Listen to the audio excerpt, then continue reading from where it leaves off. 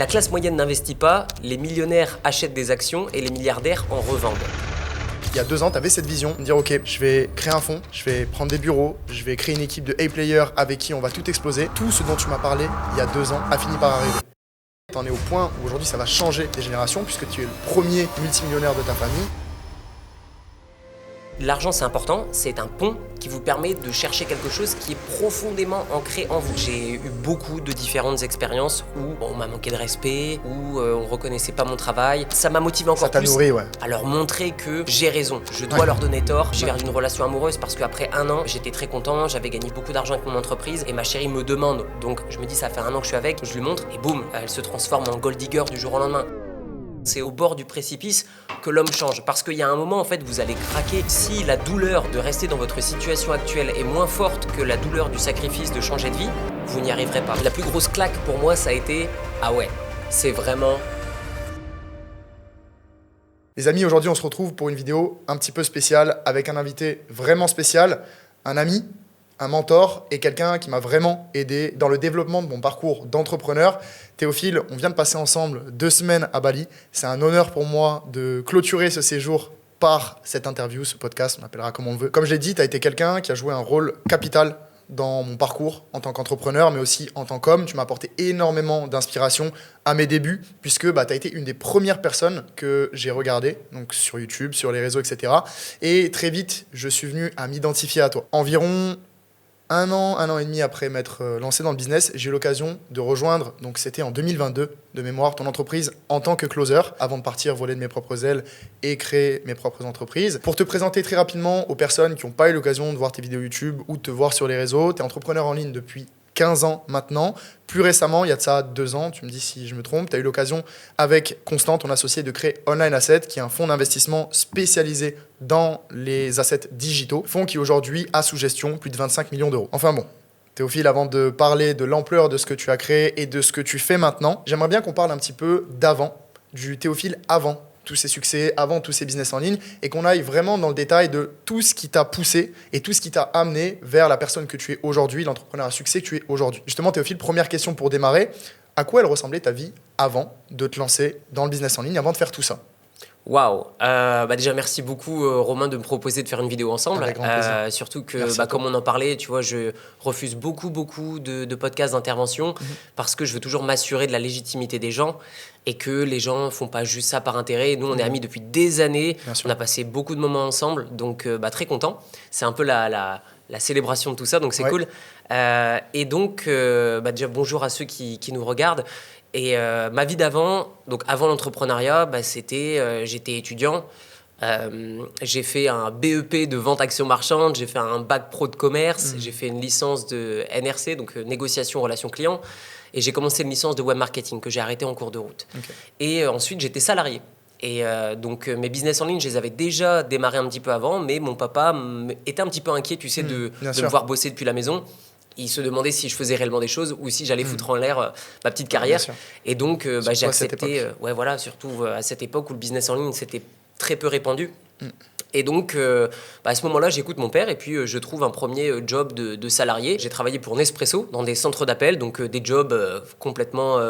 on va dire, pour se nourrir. Ouais, et ensuite, j'ai travaillé pour OVH, l'hébergeur web, qui est situé, à l'époque, c'était dans le nord de la France, vu que je suis issu du nord de la France. Peut-être que vous l'entendrez encore de par mon accent. Et en gros, je réparais des sites web, donc entre 40 à 60 sites web par jour, donc que ce soit par téléphone ou par email. Et donc, ça m'a permis d'avoir une grande vision, une grande visibilité sur ce qui marche et ce qui ne marche pas, parce que je connaissais les budgets des personnes pour améliorer leur site web. Et donc, je savais à peu près combien d'argent ils gagnaient ou pas. Et donc, déjà à ce moment-là, je gagnais assez bien ma vie finalement. Je commençais à gagner plus avec mes business en ligne que mon job de salarié, alors que je travaillais peut-être 1 à 2 heures par jour online chez moi, et puis 35-40 heures par semaine au travail. Et donc, ce qui s'est passé, c'est que je me suis rendu compte qu'on était vraiment traités comme des numéros, que les gens avec qui je travaillais, donc mes employeurs et mes supérieurs, se souciaient pas du tout de moi, que finalement on était juste là pour abattre des missions.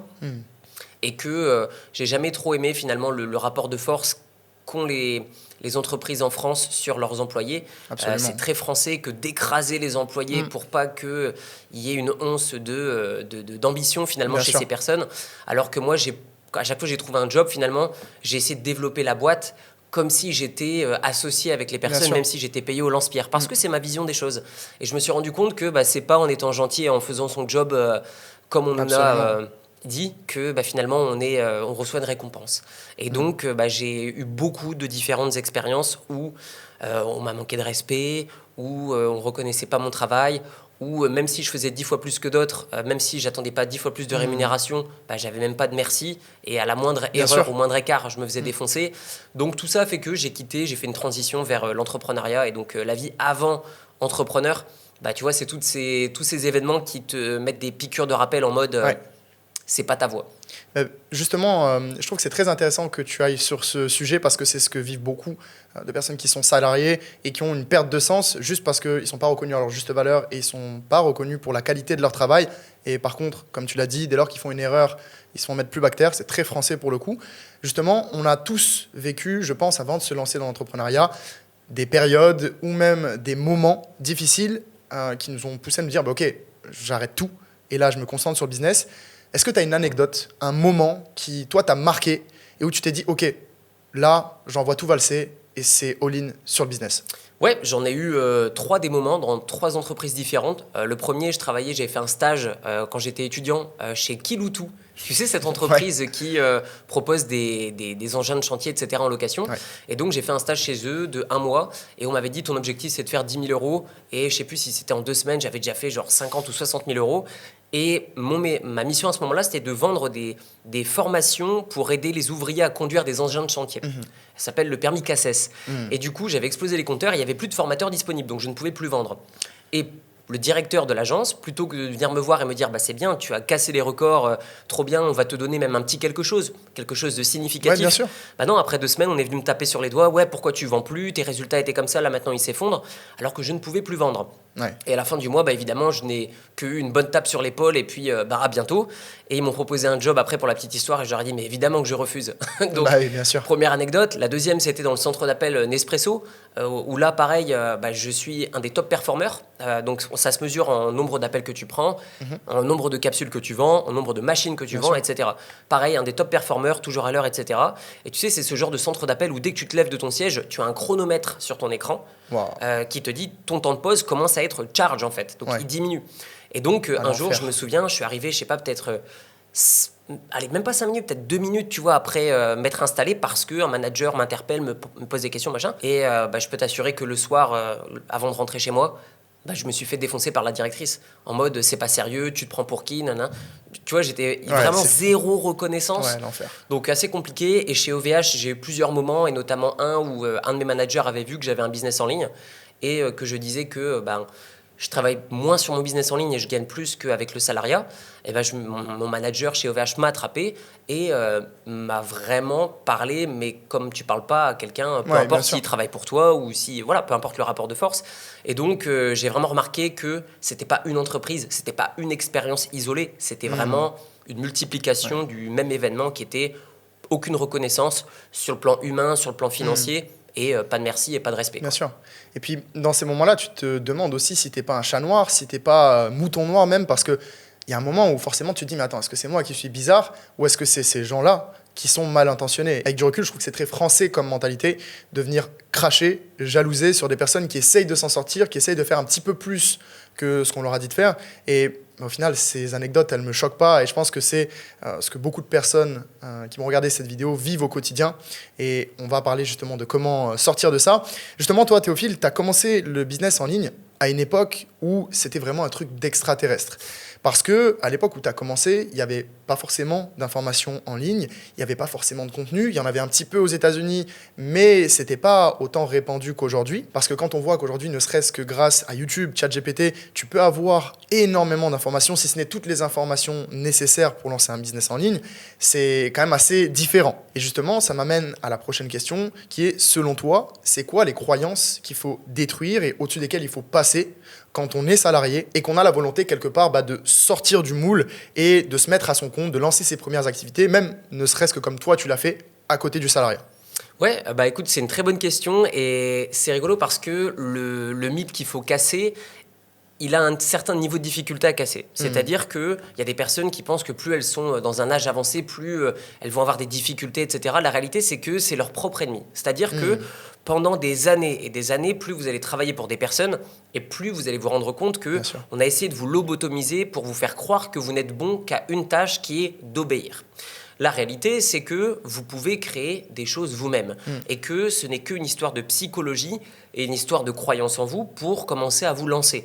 Et donc, je dirais que c'est plus simple pour les personnes qui n'ont pas subi finalement cet écrasage de cerveau, ce nettoyage de cerveau pendant des années. Et donc, je dirais que le mythe qu'il faut casser, c'est vous pouvez aussi y arriver et qu'il y a une place pour vous sur le marché.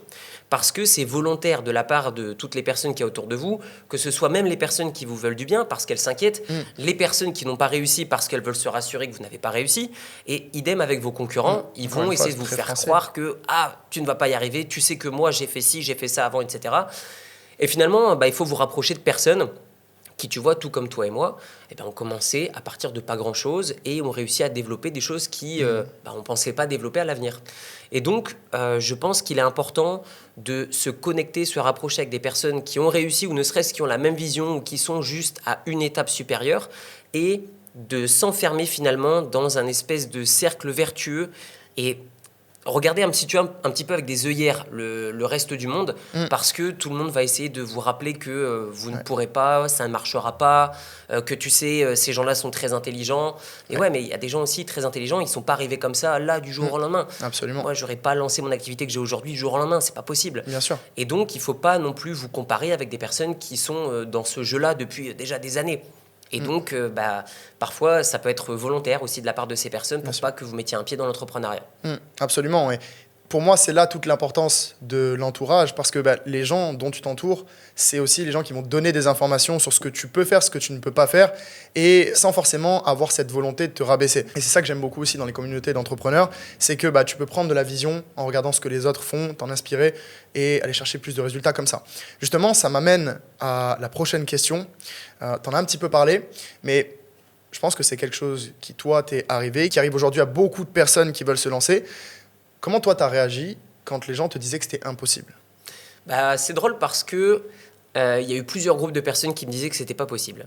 Donc, il y a eu ceux pour qui j'ai travaillé durant des week-ends pour faire des petits jobs où je vendais des chemises dans des centres commerciaux qui étaient toujours là à me rabaisser alors que je leur disais, voilà, moi, mon projet, c'est ça, j'aimerais bien faire ça. Et ces gens-là me disaient, non, ça ne marchera pas parce que... Et si tu veux, c'est des gens dans le business, mais pas dans le business online. Bien sûr. Et c'est des gens qui voulaient me garder à ma position, qui ne voulaient pas que j'évolue parce qu'ils avaient passé du temps à me former et que j'étais performeur et que ça se passait bien. Donc, ce qu'il faut, c'est vous déconnecter un petit peu de ce que disent les autres. Donc, moi, comment ça s'est passé ? Ma famille était inquiète de savoir est-ce que ça allait vraiment marcher. Mes amis... commençaient à travailler à droite à gauche et commençaient à gagner, tu vois, 1000, 1200 euros. Et pour l'époque, c'était OK. Et donc, moi, je commençais à gagner un petit peu plus avec mon business en ligne. Et donc, je le partageais à mes amis proches et ils me disaient, je ne suis pas sûr que ça va être stable. Donc, si tu veux, il y avait un côté, merde, Théo, il n'a pas fait de grandes études. Pourtant, il commence à gagner plus que moi. D'un autre côté, il y avait mes parents qui se disaient, il commence à gagner un peu d'argent, mais j'ai peur que ce soit pas stable, j'ai peur que ça ne marche pas sur le long terme, je m'inquiète pour mon fils. Et ensuite, si tu veux, il y a eu les personnes que je connaissais de près ou de loin qui me posaient des questions pour me rabaisser constamment. Par exemple, si tu gagnes 2, 3, 4 000 euros par mois, pourquoi est-ce que tu as une Opel Corsa ? Mais sauf que moi, je m'en fous parce que moi, mon but, c'est pas d'essayer de prouver quoi que ce soit. Mon but, c'est d'être vraiment libre financièrement.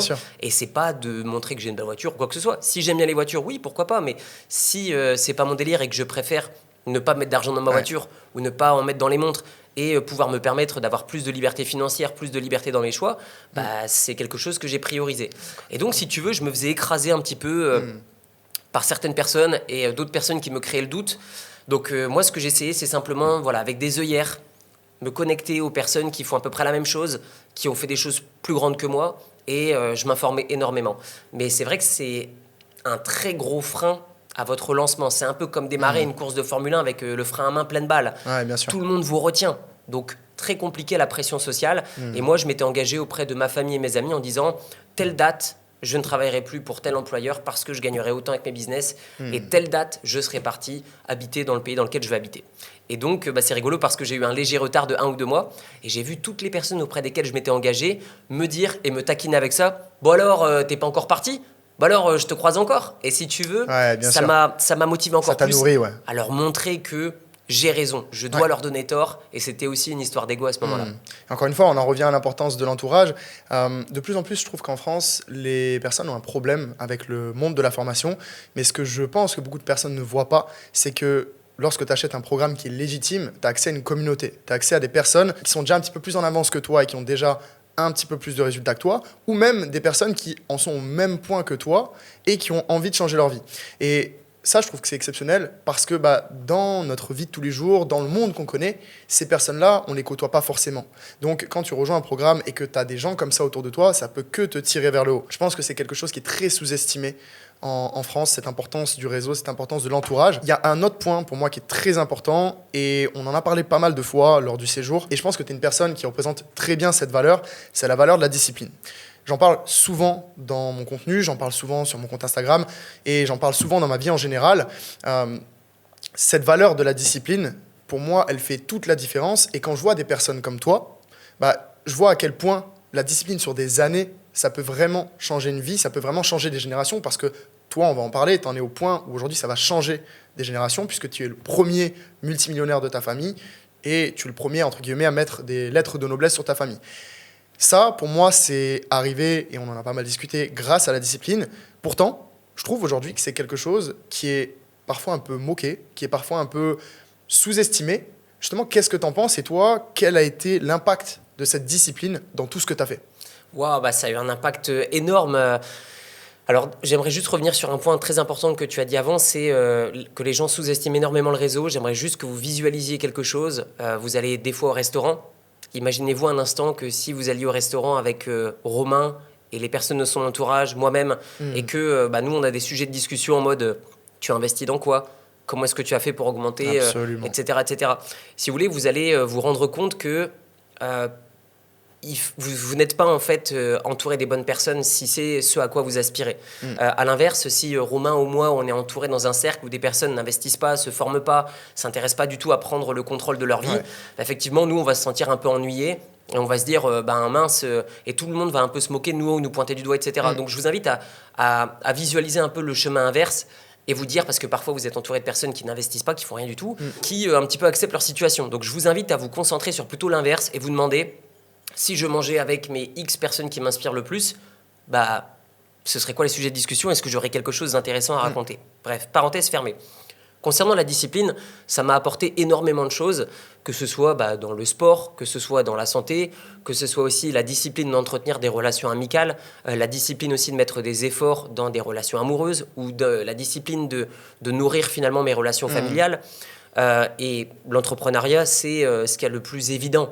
Parce que, en effet, surtout quand tu démarres, c'est un petit peu comme la musculation, c'est-à-dire que vous allez faire de l'entrepreneuriat, si je puis dire, pendant quelques mois et vous n'allez pas avoir de résultats. Et donc, c'est très tentant finalement d'abandonner.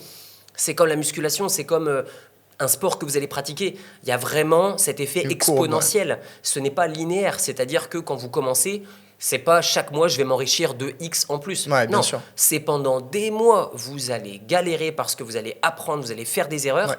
Et seul à vous, finalement, de choisir le raccourci qui est le réseau, les formations, etc., pour aller plus vite. Ou alors, si vous êtes contre ça, dans ce cas-là, il faut juste accepter que ça va prendre plus de temps.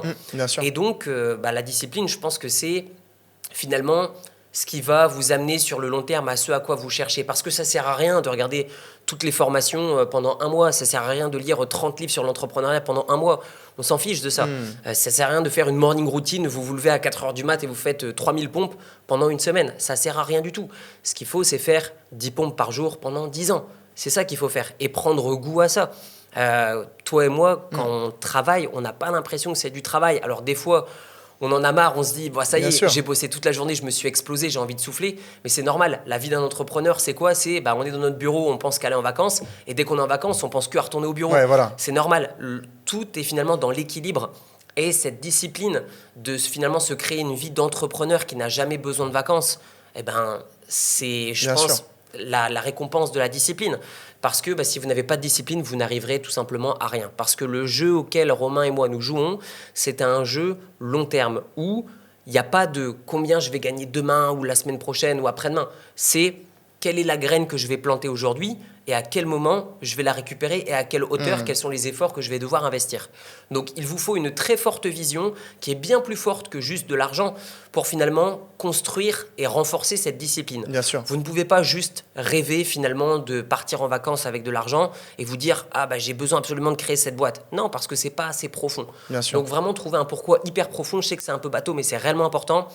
Moi, les moments de vie où j'étais perdu, où j'ai baissé un petit peu les bras parce que je me disais, ça sert à quoi de faire autant d'oseille ? C'est juste que j'avais perdu mon pourquoi, j'avais perdu mon objectif. Absolument. Et vous dépassez une nouvelle étape dans votre vie, vous avez besoin d'un nouvel objectif. Le plaisir est finalement dans le développement, dans la création, dans l'avancement, et pas dans la stagnation, et pas dans « ça y est, je peux arrêter ». Sauf si vous avez quelque chose d'encore plus puissant que l'entrepreneuriat qui vous anime. Pour moi, je pense que l'impact vraiment de la discipline, c'est aussi de se rendre compte que le plus beau résultat qu'on peut avoir quand on forge cette discipline et qu'on l'applique tous les jours, c'est que les problèmes des gens et les choses qui sont difficiles pour les gens, au final, ça devient ta normalité, ça devient ton caractère.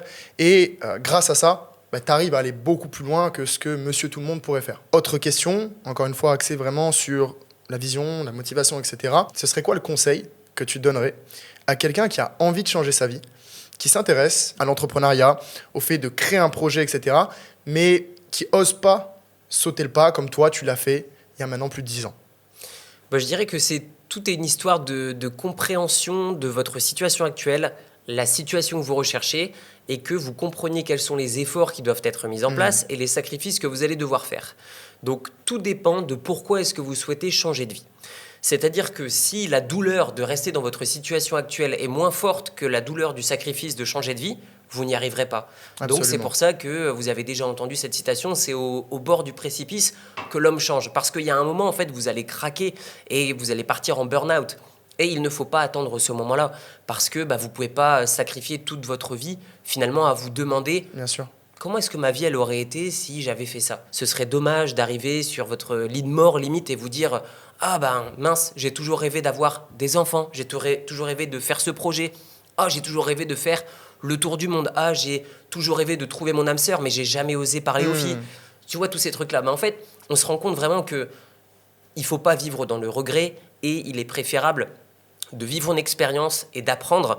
Et de toute façon, vous n'avez pas qu'une seule cartouche dans votre chargeur. Vous pouvez tout à fait vous planter une fois, deux fois, trois fois.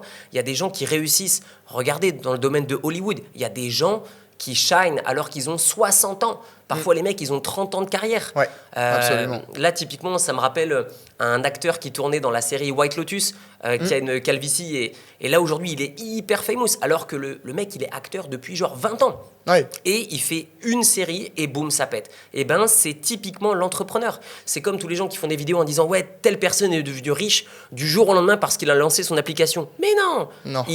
Il s'est cassé la figure pendant 10 ans. Il a mis 2 ans à développer son application. Il s'est associé avec quelqu'un, il a appris énormément, il a évité énormément d'erreurs et il a tout remis sur la table. Et oui, enfin, ça rapporte. Bien sûr. Mais ça n'a rien à voir avec du jour au lendemain. Donc, pour les personnes qui veulent changer de vie et qui aujourd'hui se disent comment est-ce que je peux faire, je vous invite tout simplement à imaginer ce que votre vie serait si vous ne prenez pas ce risque. À quoi ma vie va ressembler dans 5 ou 10 ans si je ne le fais pas. Ouais, bien sûr. Et vous allez vous rendre compte que c'est horrible parce que vous n'aurez pas perdu juste de l'argent, vous n'aurez pas perdu du plaisir ou des moments de vie, vous aurez perdu du temps de vie tout court. Et donc, c'est terrible parce que vous vous retrouvez avec rien du tout au final. Absolument. Donc, vaut mieux apprendre, se lancer, se planter. Aujourd'hui, on peut créer des boîtes, franchement, avec très, très peu d'argent. Absolument, surtout en ligne. Voilà, aujourd'hui, il y a des outils qui sont disponibles qui ne l'étaient pas à l'époque. Puis même, on peut se lancer avec rien. C'est fou de se dire qu'il y a des compétences aujourd'hui qui sont recherchées même par ces mêmes boîtes. Je pense notamment aux copywriters, je pense notamment aux media buyers, aux closers, et qui permettent même de lancer une activité, de devenir indépendant, sans même avoir à créer un business. Et ça, pour moi, c'est une super première approche du coup de l'indépendance et du business en ligne, parce que aujourd'hui, les gens ont besoin de prendre beaucoup moins de risques pour s'extirper de cette difficulté du salariat et de cette frustration. Parce que j'avais lu une phrase qui m'avait beaucoup marqué, qui disait que de toute façon, ce sera toujours dur. Donc choisis ton dur. Est-ce que tu veux que ce soit dur pendant 40 ans, à être dans un emploi que t'aimes pas, avec un patron que tu détestes et des potes de bureau que tu peux pas piffrer? Ou est-ce que tu préfères que ce soit dur pendant peut-être 4 ans, 5 ans, parce que tu crées des projets, parce que tu t'exposes à un haut niveau de stress, qui est parfois même similaire à celui que tu as dans le salariat, sauf que c'est pas ta boîte. Et au final, que ce soit dur aussi. La réalité, c'est qu'il faut choisir sa difficulté et il faut choisir ce qu'on est capable ou pas d'accepter et derrière, arrêter de se plaindre. Ouais, complètement d'accord. J'aimerais revenir sur une phrase que tu m'as dit hier et qui m'a marqué. On va basculer un petit peu plus du côté entrepreneuriat. Tu m'as dit que tu avais lu ça dans un livre. Cette phrase, c'était, je crois, parfois, le plus gros frein à ton enrichissement, c'est le business que tu développes actuellement. Justement, toi, tu as eu l'occasion de revendre ton entreprise de formation, alors que tu étais en position de leader, tu étais parmi les 5 plus gros en France. Tu as revendu cette boîte, donc, par la suite, pour te concentrer sur le développement de Online Asset. Est-ce que tu as la sensation que c'est ce que toi, tu as vécu, que de te dire, OK, mon business, aujourd'hui, il fonctionne, tout marche, je suis parmi les leaders, mais ça m'empêche d'aller à l'étape du dessus? Bien sûr, oui. Alors, je pense qu'au moment où j'ai vendu ma société, je pense que beaucoup de personnes dans l'infoprenariat pensaient que infoprenariat et prenaient pas assez de recul sur leur activité ou sur leur niveau de compétences et de connaissances, parce qu'ils peuvent faire parfois des choses bien plus grandes que juste vendre des formations. Tu travailles Absolument. aussi avec, parfois, tu connais aussi beaucoup de vendeurs de formations, et beaucoup de personnes sont très uniquement focalisées sur ce business, surtout à l'époque où j'ai vendu ma boîte. Et donc, moi, si tu veux, j'ai vendu des formations pendant, je sais pas, peut-être 8 ans, un truc comme ça. Et donc, au bout d'un moment, si tu veux, j'ai emmagasiné tellement d'informations, de connaissances et de compétences que je ne pouvais pas exploiter dans mon entreprise de formation, que je me suis dit, bah, c'est dommage. C'est comme si vous saviez faire beaucoup plus, mais que vous étiez finalement réduit Astreint à comme un faire salarié beaucoup ne fait que ça. Et donc, finalement, bah, c'est tout comme quand vous travaillez dans une boîte, vous ne pouvez pas libérer votre plein potentiel. Et donc, moi, je me suis dit, bah, mon seul moyen de libérer mon plein potentiel, c'est finalement de céder une partie de ma société, de la revendre pour pouvoir dégager du temps et développer, utiliser ces nouvelles compétences que je ne pouvais pas utiliser avant. Donc, ouais, le plus grand coût de votre business actuel, ou le plus grand coût de votre enrichissement actuel, c'est finalement votre situation actuelle, la boîte que vous avez, le job que vous avez ou ce que vous ne faites pas. Donc, je vous invite à réfléchir à, OK, aujourd'hui, qu'est-ce que je sais? C'est quoi mes points forts, mes points faibles? Et est-ce que je peux utiliser ça dans une nouvelle activité? Et vous allez vous rendre compte que la plupart du temps, oui. Et après, il s'agit simplement de les appliquer. Absolument. Et pour être très honnête avec toi, je te le partageais la dernière fois quand on a fait la visite de tes bureaux, je suis impressionné de la vitesse à laquelle vous avez développé ce modèle avec Constant, ton associé, modèle qui est unique en francophonie. Et je suis d'autant plus impressionné par le fait que tout ce dont tu m'as parlé il y a 2 ans a fini par arriver. Il y a 2 ans, tu avais cette vision de me dire, OK, je vais créer un fonds, je vais prendre des bureaux, je vais créer une équipe de A-players avec qui on va tout exploser. Et résultat des courses, 2 ans après, un petit peu plus de 2 ans après, on est à Bali. Tu as ces bureaux qui sont exceptionnels, je les mettrai dans la vidéo. Tu as une équipe de A-players avec qui on était encore hier soir. On a passé une très très bonne soirée.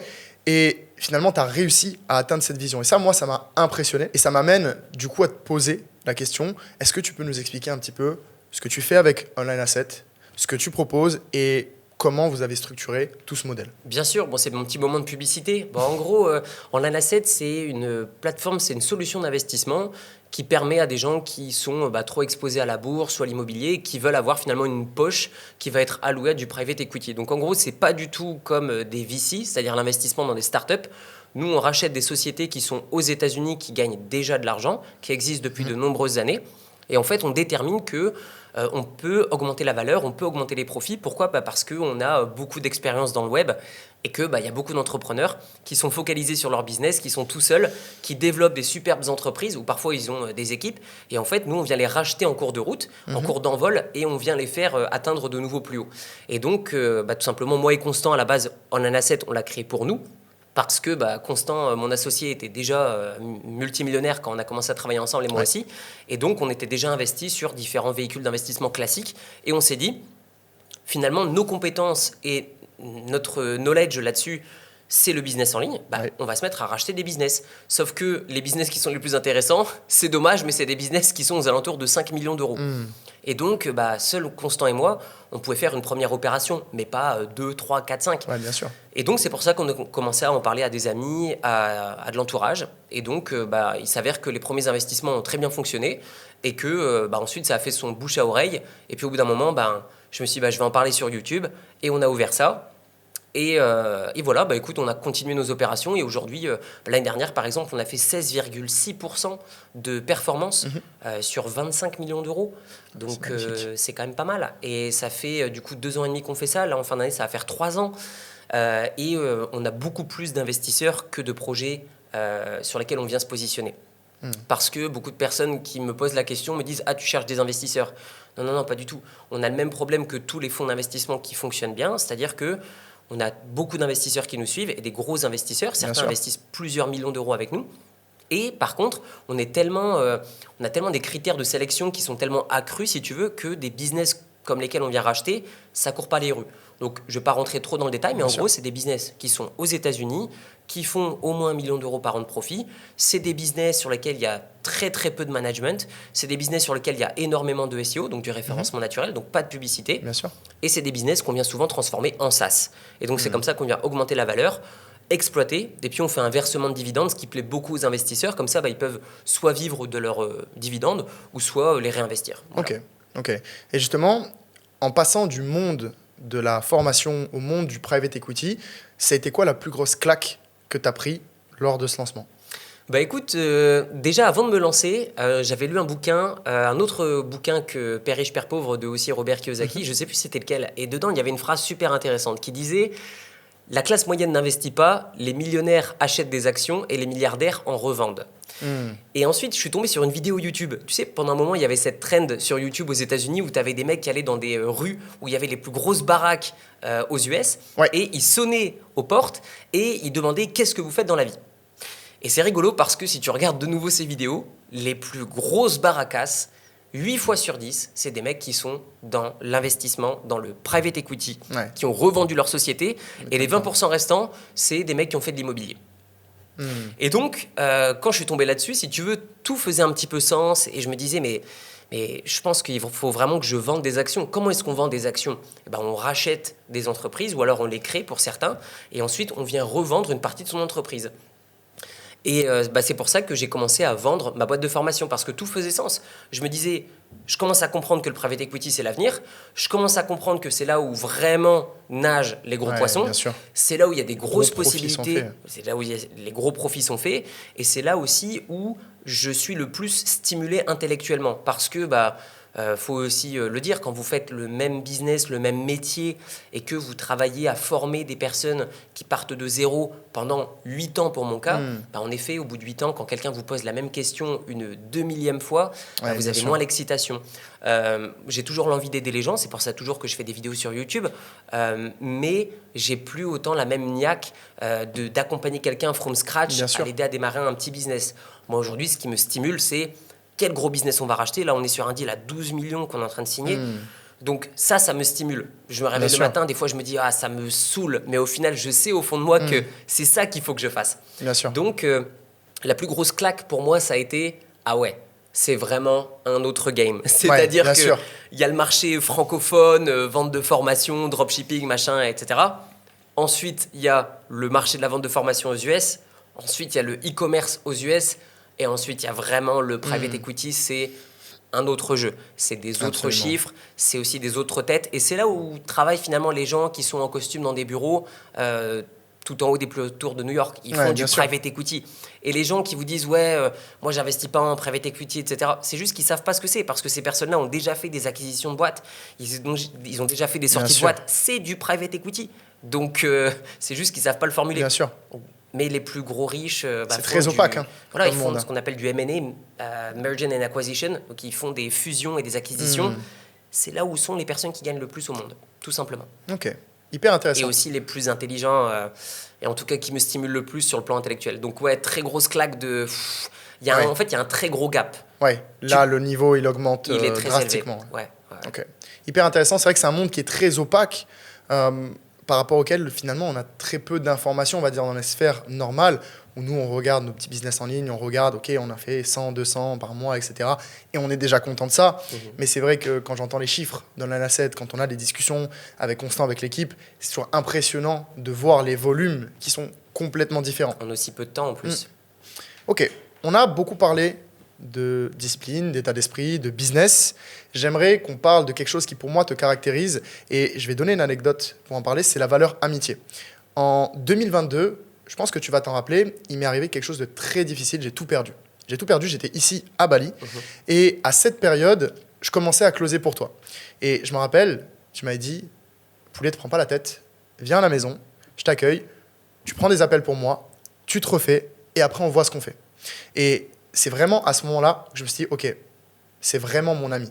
C'est vraiment mon ami parce qu'il y a des gens que j'appréciais, avec qui je faisais la fête ici à Bali, avec qui je passais des moments qui m'ont tourné le dos pratiquement à ce moment-là. Parce que je ne pouvais plus sortir avec eux, je ne pouvais plus faire X ou Y chose. Et toi, tu ne m'as pas tourné le dos, alors que tu étais 50 niveaux au-dessus de moi, et tu l'es toujours d'ailleurs, mais tu ne m'as pas tourné le dos et tu m'as vraiment accueilli comme un ami.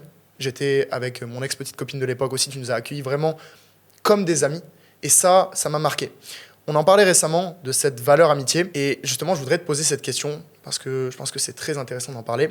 Toi qui as atteint ce niveau-là aujourd'hui, est-ce que c'est pas difficile de s'entourer de bonnes personnes? Est-ce que c'est pas difficile finalement de se faire des vrais amis quand on en est à ce niveau-là? C'est extrêmement compliqué. En fait, quand vous devenez riche à un point où vous pouvez plus le cacher, c'est-à-dire qu'il y a des choses qui ne trompent plus, que ce soit vos sujets de conversation, même pas physiquement, même pas votre monde, même pas votre voiture, peu importe, mais vraiment dans votre niveau de réflexion, votre niveau de compréhension des choses, ouais, ça devient compliqué. En fait, vous devenez une proie, vous devenez la proie des États qui veulent vous essorer, vous devenez la proie des faux amis, vous devenez la proie des filles qui n'en veulent qu'à votre portefeuille, vous devenez la proie parfois de certaines personnes de votre famille qui n'en veulent qu'à votre portefeuille. Bien sûr.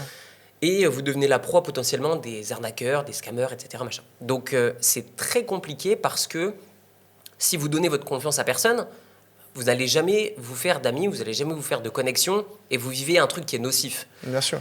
Par contre, si vous donnez votre confiance à tout le monde, c'est là où vous tombez dans le piège de tu vois, il n'y a pas longtemps, je ne vais pas dire qui, je ne vais pas dire combien, on m'a demandé de prêter une somme d'argent très importante auprès de quelqu'un que je connais, mais que je ne suis pas non plus extrêmement proche. Par contre, tu vois, on se prête de l'argent, c'est plutôt avec d'autres amis, tu vois, qui sont déjà multimillionnaires, on se prête de la liquidité. Ça m'arrive parfois d'avoir des lignes où je suis à plus 700 000 ou moins 300 ou moins 400 000 avec certains amis. Mais parce que je sais qu'ils sont déjà blindés et ça fait déjà longtemps qu'on se connaît ou qu'on travaille ensemble, etc. Et je sais que c'est pas une histoire de me rembourser qu'ils n'ont pas d'argent. C'est une histoire que l'argent n'est pas disponible tout de suite et j'en ai pas besoin tout de suite. Donc je peux les aider et ils m'aident, vice-versa. Et donc, ouais, c'est ultra compliqué de trouver des relations normales parce que parfois il y a des personnes qui vont build une fausse relation avec toi, tu sais, pendant parfois plusieurs mois, parfois plusieurs années. Et tu vois, on avait aussi un ami en commun avec qui on passait du temps ici, qui après 7 ans que je le connais, m'a tourné le dos et ne m'a pas payé une commission de plusieurs centaines de milliers d'euros, simplement parce que ça valait plus que notre amitié. Et donc, sauf que moi, l'amitié, l'humain, ça vaut plus finalement que de l'argent, parce que ça n'a plus d'impact sur ma vie. Et de toute façon, sur le long terme, ça ne change pas pour la plupart d'entre nous. Avoir l'argent tout de suite ou plus tard. En fait, l'argent de plus tard, on n'en a pas besoin maintenant. Donc, ça ne sert à rien de prendre des décisions qui vont jouer à l'encontre de la qualité de notre sommeil. Après, voilà, tout le monde vit avec sa conscience, c'est différent, machin. Mais moi, j'ai toujours été très connecté, tu vois, aux gens, aux valeurs humaines, parce que je valorise ça plus que l'argent. Bien sûr. Donc, ouais, super compliqué. Il faut trouver le juste équilibre entre, tu sais, pas trop en dire aux nouveaux arrivants, entre se délivrer aux personnes et à qui. J'ai aussi perdu une relation amoureuse parce qu'après 1 an, j'étais très content, j'avais gagné beaucoup d'argent avec mon entreprise et ma chérie me demande. Donc je me dis, ça fait 1 an que je suis avec, je lui montre et boum, elle se transforme en gold digger du jour au lendemain. Donc c'est vraiment très compliqué. Très compliqué. J'ai pas la réponse malheureusement à donner à tout le monde, je le subis encore. Mais ouais, c'est vrai que c'est très compliqué. Je pense que c'est pas facile, mais tu vois, comme tu l'as dit, valoriser les valeurs d'amitié, valoriser les valeurs humaines, c'est tellement plus important que le reste parce que si je reviens à l'anecdote que j'ai racontée, quand j'avais plus d'argent, la seule chose que j'ai eue, c'est un ami. Et ça a énormément de valeur. Et je pense que beaucoup de personnes ne se rendent pas compte que c'est bien plus les gens autour de toi qui vont t'aider à monter et à gagner de l'argent que le fait de faire le picsou ou d'essayer de grappiller un petit peu d'argent à droite à gauche en tournant le dos aux relations humaines. On va attaquer l'avant-dernier point. C'est une question que j'ai vraiment envie de te poser parce que quand je vois le niveau que tu as atteint et quand je vois aujourd'hui ce que tu développes, forcément, j'en viens à me demander et à me poser cette question. Tu as atteint un niveau aujourd'hui qui va te permettre de changer la vie de toutes les générations après toi. Tu as atteint un niveau aussi que beaucoup de personnes n'atteindront pas dans leur vie, et c'est OK, c'est pas l'objectif de tout le monde, puisque tu as une valeur nette, environ, je crois, d'un petit peu plus de 20 millions d'euros.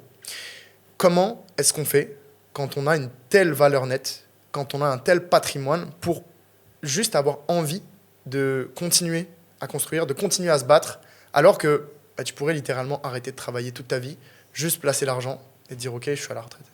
Ouais, bah encore une fois, tu vois, on revient aux choses qu'on valorise, aux choses qui sont importantes pour nous. Et l'argent, c'est important, c'est sûr, mais c'est pas la seule chose, c'est pas la seule dimension que je regarde.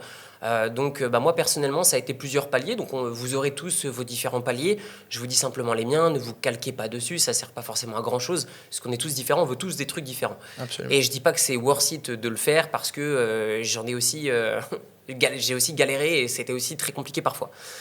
Donc en gros, moi j'ai toujours eu des goals j'ai toujours eu des objectifs qui étaient mesurés dans le temps. Donc je me suis dit, bah voilà, quand j'ai 21 ans, je veux vivre en Asie, je veux gagner 10 000 euros par mois avec mon entreprise.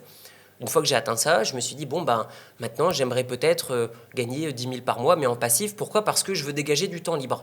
Donc, vous voyez qu'il y a toujours cette notion de l'argent, pour moi, c'est un pont qui permet d'arriver à autre chose. C'est-à-dire qu'avant, je voulais 10 000 euros par mois pour vivre confortablement en Asie. Ensuite, je voulais 10 000 euros par mois de revenus passifs pour avoir plus de temps libre.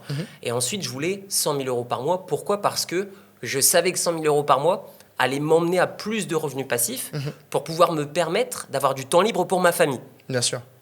Et donc, en fait, à la suite de ça, ça a été une conséquence finalement de projets qu'on a lancés qui me stimulaient. Comme par exemple, on n'en a pas parlé, mais les restaurants. J'ai lancé 3 restaurants et j'en ai racheté un en cours de route. Et je les ai revendus. Tout ça pour vous dire que je n'ai pas fait ça dans le but de l'argent. C'était simplement un pont en fait, qui m'a permis d'atteindre autre chose après, qui me stimulait. C'est comme je vous disais juste avant, plutôt dans ce podcast, l'argent c'est important, c'est un pont qui vous permet de chercher quelque chose qui est profondément ancré en vous. Et je pense que le plus important, peu importe les montants, c'est la liberté. Est-ce que vous pouvez prendre du temps le matin pour vous réveiller, faire ce que vous voulez, prendre vos décisions, pas avoir quelqu'un qui vous met des coups de feu au boulot et simplement finalement faire ce que vous avez envie de faire. Et donc ça, c'est la liberté au sens propre qui est créée par l'argent, qui est disponible par l'argent. L'argent est un outil, à vous de savoir comment l'utiliser. Certains vont mal l'utiliser et il ne faut pas leur en vouloir parce que on n'a pas trop d'éducation en France et quand on ouvre YouTube ou les réseaux sociaux, ce n'est pas ça qui va nous aider.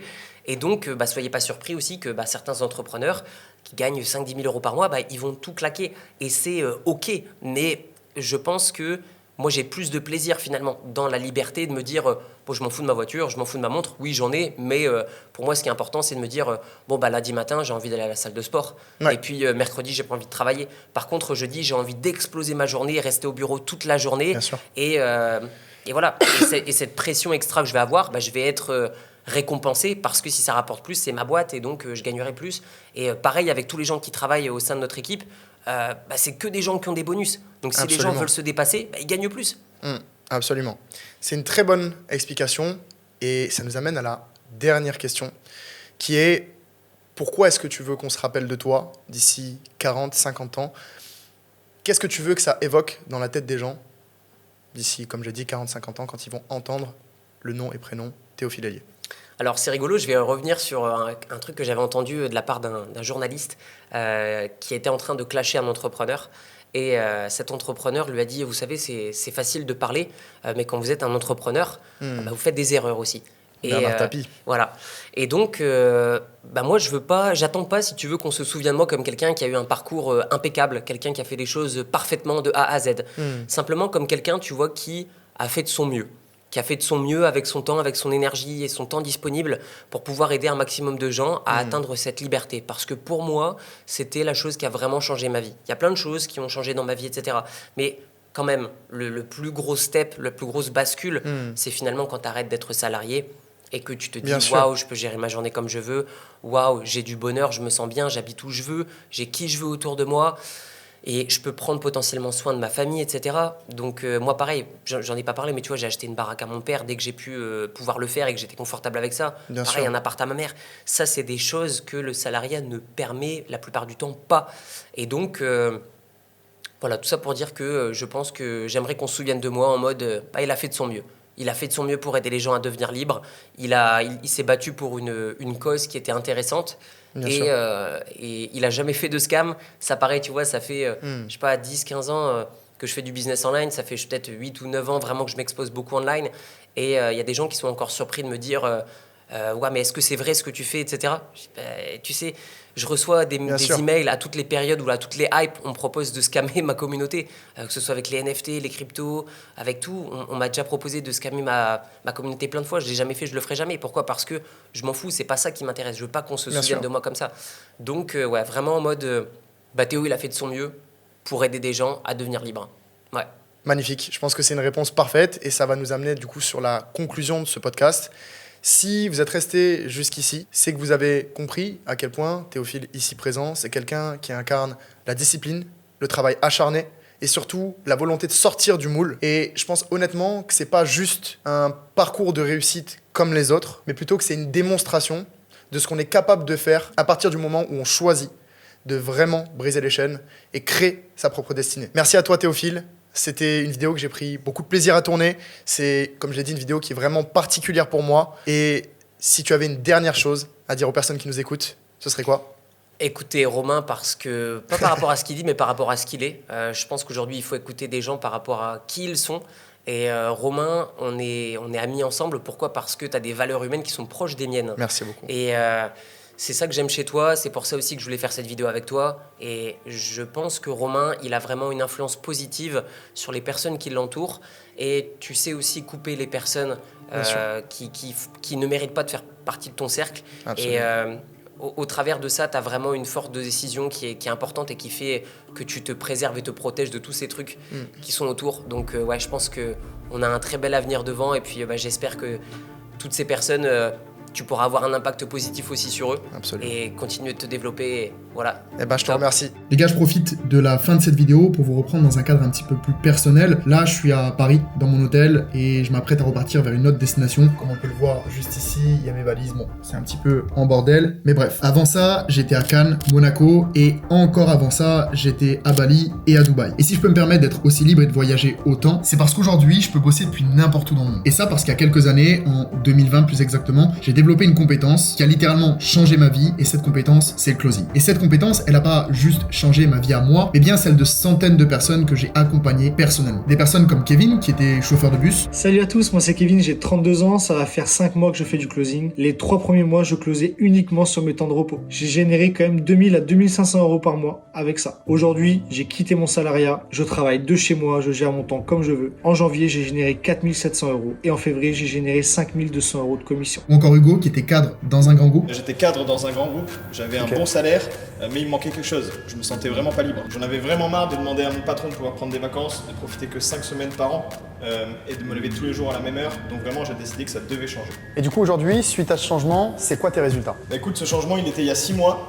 Aujourd'hui, je travaille d'où je veux, quand je veux, et j'ai triplé mes revenus par rapport à mon ancien salaire. Ou même Léa, qui était salariée dans l'esthétique. Le mois dernier, j'ai généré 5500 euros de chiffre d'affaires, premier mois à temps plein, sachant que je travaille 10 fois moins qu'avant. Et comme je l'ai dit, encore des centaines d'autres personnes et des résultats pour le prouver. J'en ai tellement que je pourrais littéralement continuer à parler encore pendant 2-3 minutes et les laisser défiler à l'écran comme c'est le cas actuellement. Mais attention, je suis pas là pour dire que ça va être facile parce que vous le savez très bien, dans la vie, les choses qui en valent la peine, elles demandent toujours des efforts et du travail. Mais si je dis ça, c'est parce qu'il y a une réalité que vous ignorez. Une réalité dans laquelle des gens exactement comme vous vivent une vie de liberté et ça tout en générant des 3, 4, 5, voire plus de 10 000 euros par mois grâce à une seule et même compétence. Et honnêtement, si vous avez regardé cette vidéo, que vous êtes toujours là, et ben ça devrait vous faire chier de savoir ça. Et ça parce que personne n'aime aller au taf le matin avec la boule au ventre et l'envie de faire demi-tour, et encore moins d'avoir que 5 semaines de vacances qu'on peut poser même pas quand on veut, et 2 pauvres jours de repos par semaine. Mais attention, je jette pas la pierre, depuis qu'on est gamin, on nous a constamment appris qu'il fallait avoir un CDI, il fallait avoir une bonne situation, et surtout pas trop prendre de risques, mais je vous l'ai dit, il y a une autre réalité dans laquelle